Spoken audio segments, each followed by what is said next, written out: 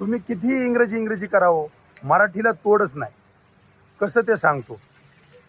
एक शब्द त्याचे अनेक समानार्थी शब्द. माईंदाळ म्हणजे काय? बक्कळ. बक्कळ म्हणजे काय? पुष्कळ. पुष्कळ म्हणजे काय? लय. लय म्हणजे काय? अति. अति म्हणजे काय? भरघोस. भरघोस म्हणजे काय? भाराभर. भाराभर म्हणजे काय? जास्त. जास्त म्हणजे काय? खूप. खूप म्हणजे काय? मुबलक. मुबलक म्हणजे काय? विपुल. विपुल म्हणजे काय? चिक्कार.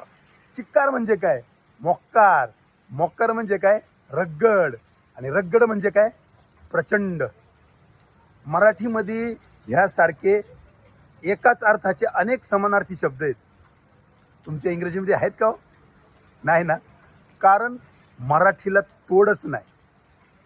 जय महाराष्ट्र.